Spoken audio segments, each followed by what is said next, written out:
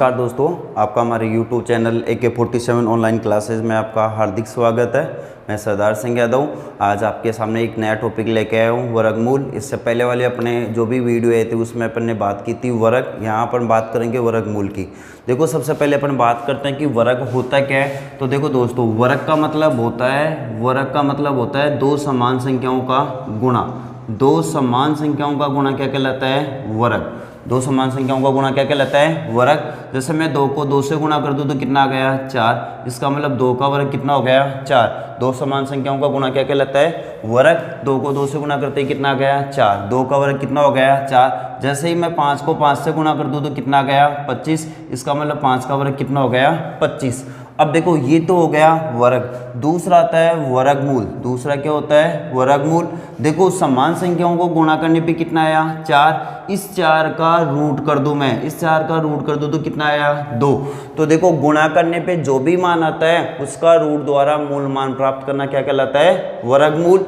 अब देखो, अपन दोस्तों बात करते हैं कि अपने को पता कैसे चलेगा कि कोई भी संख्या पूर्ण वर्गमूल संख्या है या नहीं। इसका पता कैसे चलेगा, इसके बारे में अपन बात करते हैं। पूर्ण वर्गमूल संख्या का मतलब हो गया अपने पास रूट में कोई संख्या आएगी और उसका मान पूर्णतः निकलेगा, या वह किसी न किसी संख्या क्या होगा? स्क्वायर होगा। जैसे मैं यहाँ बात करूँ, एक साइड में तो मैं लिख रहा हूँ, जैसे मान लो यहाँ तो आ गई संख्या, इस साइड में आ गई पूर्ण वर्ग संख्या। इस साइड में क्या आ गई? पूर्ण वर्ग संख्या। देखो, अपन लिखते हैं, जैसे मान लो अपने को 1 का वर्ग कितना हो गया? 1। 2 का वर्ग कितना हो गया? 4। 3 का वर्ग कितना हो गया? 9। 4 का वर्ग कितना हो गया? 16। 5 का वर्ग कितना हो गया? 25। 6 का वर्ग कितना हो गया? 36। 7 का कितना हो गया? 49। 8 का कितना हो गया? 64। 9 का कितना हो गया? 81। और 10 का कितना हो गया? 100। ये तो अपने पास में क्या है? संख्या है। ये अपने पास में क्या है? पूर्ण वर्ग संख्या है। पूर्ण वर्ग संख्या का मतलब ये किसी न किसी संख्या का स्क्वायर होगा।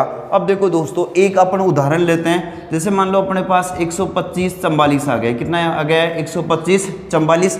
अब अपने को पता कैसे चलेगा कि एक पूर्ण वर्गमूल संख्या है या नहीं है? इसी को अपने को देखना है।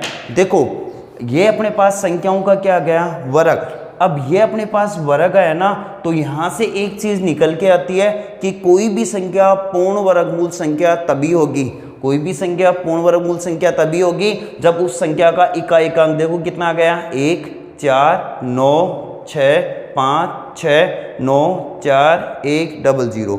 इसका मतलब मैं यहाँ रख लूँ, कोई भी संख्या पूर्ण वर्गमूल संख्या कभी होगी जब उस संख्या का इकाई का अंक, उस संख्या का इकाई अंक कितना होगा? 1 4 9, फिर कितना आ गया? 6, फिर कितना आ गया? 5, 6 भी आ गया, 9 भी आ गया, 4 भी आ गया, 1 भी आ गया।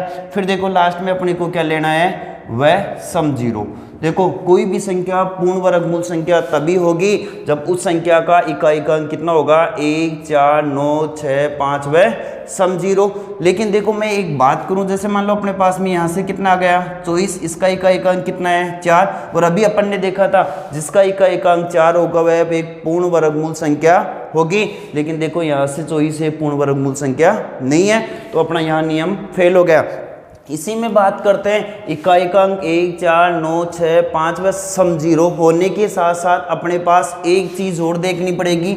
वो देखनी पड़ेगी बीजक का योग। किसका योग? बीजक का योग। अब ये समझो, बीजक का योग होता क्या है? बीजक का योग होता है मतलब दी गई संख्या का एक अंक में मान। तो यहाँ से अपन निकालते हैं एक अंक में मान। इसका एक अंक में मान कितना होगा? 1। फिर कितना होगा? 4। फिर कितना होगा? 9। फिर इसका एक अंक में मान देखो, 6 कितना हो गया? 7। 5 और 2 कितने हो गए? 7। 6 और 3 कितने हो गए? 9। 9 और 4 कितना हो गया? 13। 13 का एक अंक में मान निकालोगे तो कितना आ गया? 4।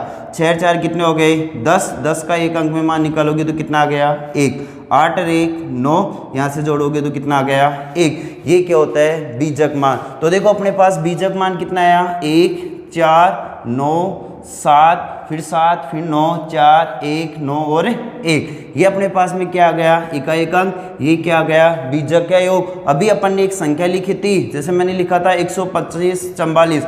अब अपने को कैसे पता चलेगा कि ये संख्या पूर्ण वर्गमूल संख्या है या नहीं है। तो मैंने कहा था इसका इकाइकांक देखो, इसका इकाइकांक कितना है 4, इकाइकांक कितना रहा है 4, बीजक का योग कर लो कितना रहा है 4 और 4 8, 8 और 5 13, 13 और 2 15, 15 और 1 16, बीजक का योग कितना हो गया 16, इसका अंक एक अंक में मान तो 6 कितना हो गया 7, इसका मतलब बीजक का योग भी कितना हो रहा है 7, इकाइकांक भी कितना रहा है 4, जिसका इकाइकांक 4 और बीजक का योग 7 होगा वह हमेशा एक पूर्ण वर्गमूल संख्या होगी और उसके रूट का मान हमेशा निकलेगा। देखो अब अपन बात करते हैं, अपन ने देख लिया 1 4 9 6 5 बस सम 0 होगा। अब ऐसी कौन सी संख्याएं हैं, ऐसी कौन सी संख्याएं हैं जो दी गई संख्या के अंत में आ जाए या इकाई के स्थान पे आ जाए ताकि वह पूर्ण वर्गमूल संख्या नहीं है। तो देखो दोस्तों ऐसे 4 बूथ हैं, वो 4 बूथ कौन से हैं, एक तो अपने पास में आ गया 2, एक तो कौन सा आ गया 2, फिर अपने आ गया 3 क्योंकि 1 आ गया 2 बच गया, 2 आ गया 3 आ गया, फिर कितना आ गया 7, फिर कितना आ गया 8, फिर कितना आ गया 8। देखो दोस्तों जिसका इकाइकांक 1 4 9 6 5 व सम 0 होगा वह हमेशा ही पूर्ण वर्गमूल संख्या होगी और जिसका इकाइकांक 2 3 7 और 8 होगा वह कभी भी पूर्ण वर्गमूल संख्या नहीं होगी। अब देखो इन दोनों का अपने को पता चल गया, बीजक का योग का भी अपने को पता चल गया। अब अपन आगे बात करते हैं कि अपने को जैसे मान लो मैं एक संख्या ले रहा हूँ, जैसे मान लो अपने पास आ गया 53 29, अब इसका पता कैसे चलेगा कि ये पूर्ण वर्गमूल संख्या है या नहीं है। तो देखो इसका इकाइकांक कितना आया 9, जिसका इकाइकांक 9 का वह पूर्ण वर्गमूल संख्या होगी। बीजक का योग कर लो, 9 और 2 कितने हो गए 11, 11 और 3 कितने हो गए 14, 14 और 5 कितना हो गया 19, 19 का योग करोगे तो 9 और 1 कितना हो गया 10, 10 आ रहा मतलब ये भी एक पूर्ण वर्गमूल संख्या है क्योंकि 10 का योग करोगे तो कितना आ गया 1। तो ध्यान देना जिसका इकाइकांक 2 3 7 और 8 होगा वह कभी भी पूर्ण वर्गमूल संख्या नहीं होगी और जिसके इकाइकांक 1 4 9 6 5 व सम 0 होगा वह हमेशा एक पूर्ण वर्गमूल संख्या होगी। जैसे अपना उदाहरण की बात करें, देखो अपने पास एक संख्या ले रहा हूँ, जैसे मान लो अपने पास में आ गया 108 16, 108 16। अब अपने को पूछेगा कि ये आ गया 108 16 कि ये पूर्ण वर्गमूल संख्या है या नहीं है। तो देखो इसका इकाइकांक कितना रहा है 6, तो 6 आ गया। बीजक का योग कर लो, 6 रे कितना हो गया 7, 7 और 8 कितना हो गए 15, 15 रे कितना हो गया 16, 16 का योग करोगे तो 6 रे 7, बीजक का योग भी कितना आ गया 7। इसका मतलब दोनों नियम लग रहे हैं तो ये क्या है पूर्ण वर्गमूल संख्या है। देखो दोस्तों अब अपन बात करते हैं वर्गमूल निकालने की विधियां। वर्गमूल निकालने की विधियों की बात करूं तो वर्गमूल निकालने की 3 विधियां होती है। पहली विधि आती है वो आती है अभाज्य गुणनखंड विधि। कौन सी विधि आती है अभाज्य गुणनखंड विधि। दूसरी विधि आती है वो आती है भाग विधि। कौन सी विधि आती है भाग विधि। और तीसरी विधि आती है वो आती है अनुमानित विधि। कौन सी विधि आती है अनुमानित विधि। अनुमानित विधि में होता क्या है, अनुमानित विधि में अपन अनुमान लगा के दी गई संख्या के रूट का मान निकालते हैं। एक बार अपन तीनों विधियों की बात करते हैं, फिर अपन जो भी क्वेश्चन निकालेंगे वो एक अनुमानित विधि से निकालेंगे। तो देखो अब अपन बात करते हैं, मान लो अपने पास में एक संख्या आ गई, जैसे मान लो आ गया 625 के रूट का मान निकालना है। अब देखो दोस्तों अपने को पता है 625 के रूट का मान कितना होता है 25।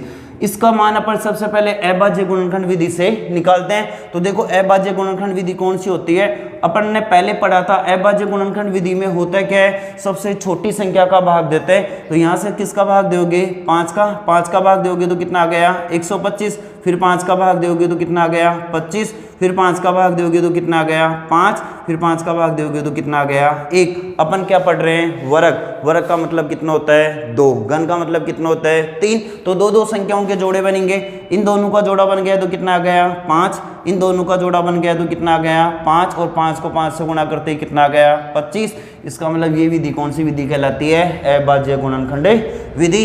एक दूसरी विधि आती है वो आती है भाग विधि। कौन सी आती है भाग विधि।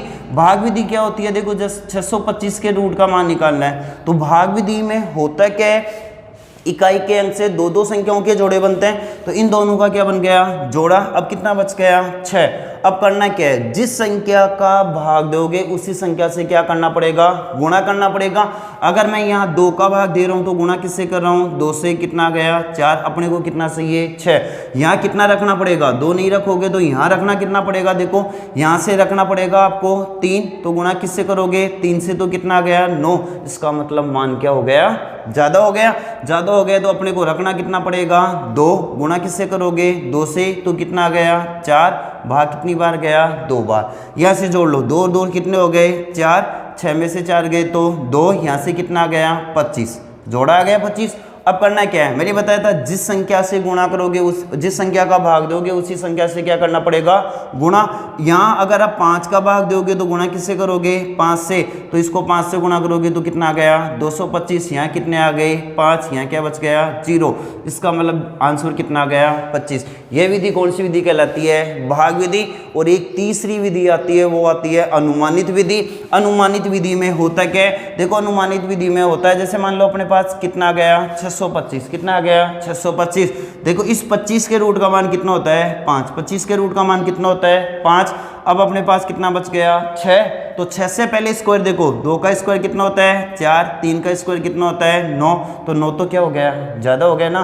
अपने को क्या चाहिए छोटी संख्या, वो छोटी संख्या कितनी है 2। इसका मतलब इसका आंसर कितना हो गया 25। तो वर्गमूल निकालने की 3 विधियाँ होती है। पहली विधि होती है भाग विधि, अभाज्य गुणनखंड विधि। दूसरी विधि होती है भाग विधि। तीसरी विधि होती है अनुमानित विधि। अपन जो भी क्वेश्चन निकालेंगे वो शॉर्ट में निकालेंगे, और कौन सी विधि से निकालेंगे, अनुमानित विधि से। तो देखो अब अपन बात करते हैं अनुमानित विधि से। और अनुमानित विधि में भी देखो दोस्तों एक आता है 25 की सीरीज का, मतलब इकाई तथा दहाई से बनी संख्या में, इकाई तथा दहाई से बनी संख्या के स्थान पे क्या होगा 25। उस संख्या का वर्गमूल अपन कैसे निकाल सकते हैं, देखो एक संख्या लिख रहा हूं, जैसे मान लो अपने पास में आ गया 20 25, कितना आ गया 20 25। अब इस 20 25 के रूट का मान निकालना है। मैं बात कर रहा हूं केवल 25 की सीरीज की, मतलब इकाई तथा दहाई से बनी संख्या के स्थान पे क्या होना चाहिए 25। देखो दोस्तों इस 25 के रूट का मान कितना हो गया 5, मतलब 25 किसका स्क्वायर होता है 5 का। अब करना क्या है, इस 20 के ऐसे 2 टुकड़े करने हैं, सुनना, इस 20 के ऐसे 2 टुकड़े करने हैं जिनको गुणा करते ही कितना है 20, और अंतर कितने का होना चाहिए 1 का। तो 20 के टुकड़े कितने हो सकते हैं, 20 के टुकड़े हो सकते हैं 4 और 5, कितना हो गया 4 और 5। अब यहाँ से देखो छोटा मान कितना है 4, तो यहाँ से कितना आ गया 4, इसका मतलब इसके रूट का मान कितना हो गया 45। ये विधि कौन सी विधि है, अनुमानित विधि। और अपन कौन सी किसकी बात कर रहे हैं, जब संख्या के स्थान इकाई तथा दहाई के स्थान पे कितना होगा 25। एक और बात करते हैं, जैसे मान लो अपने पास में आ गया 42 25, कितना आ गया 42 25। देखो मैंने कहा था इस 25 के रूट का मान तो कितना हो जाएगा 5, 25 का तो कितना हो गया 5। अब अपने को टुकड़े किसके करने हैं, 42 के टुकड़े करने हैं। मैंने बताया था 42 के ऐसे 2 टुकड़े करो जिनको गुणा करते ही कितना है 42, अंतर कितने का होना चाहिए 1 का। तो 42 के टुकड़े कितने हो सकते हैं, 42 के टुकड़े हो सकते हैं 6 और 7, 6 को 7 से गुणा करते ही कितना आ गया 42। यहाँ से छोटा टुकड़ा कितना आया 6, तो यह कितना आ गया 6, इसका मतलब इसका आंसर कितना हो गया 65। एक और बात करते हैं, जैसे मान लो अपने पास में आ गया 90 25, कितना आया 90 25। इस 25 के रूट का मान कितना हो गया 5, 25 का कितना हो गया 5। अब अपने को 90 के टुकड़े करने हैं, तो ऐसे 2 टुकड़े करो जिनको गुणा करते ही कितना है 90, अंतर कितने का होना चाहिए 1 का। तो कितना आ गया 9 और 10, कितना आ गया 9 और 10, 9 को 10 से गुणा करते ही कितना आ गया 90, अंतर कितने का आ रहा है 1 का। छोटा टुकड़ा कितना आ गया 9, तो ये किसका हो गया 105 का। एक आप बताना कमेंट करके, जैसे मैं लिख रहा हूँ आपके पास यहाँ से आ गया 110 25, अपने पास में कितना आ गया 110 25। आप इसका आंसर जल्दी से कमेंट करके बताना। इसी में और देखो अपन बात करते हैं, जैसे मान लो अपने पास में आ गया 72 25, कितना आ गया 72 25।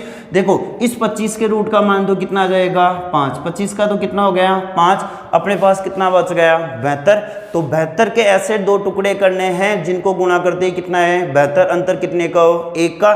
तो 72 का टुकड़ा कितना हो सकता है, देखो 8 और 9, 8 को 9 से गुणा करते ही 72, अंतर कितने का है 1 का। तो छोटा टुकड़ा कितना आ गया 8, तो यहाँ से कितना आ गया 85, मतलब 72 25 के रूट का मान कितना हो गया 85। मैंने दोस्तों कहा था 25 की सीरीज में 2 ही क्वेश्चन पूछे जाते हैं, या 2 ही टाइप के क्वेश्चन पूछे जाते हैं।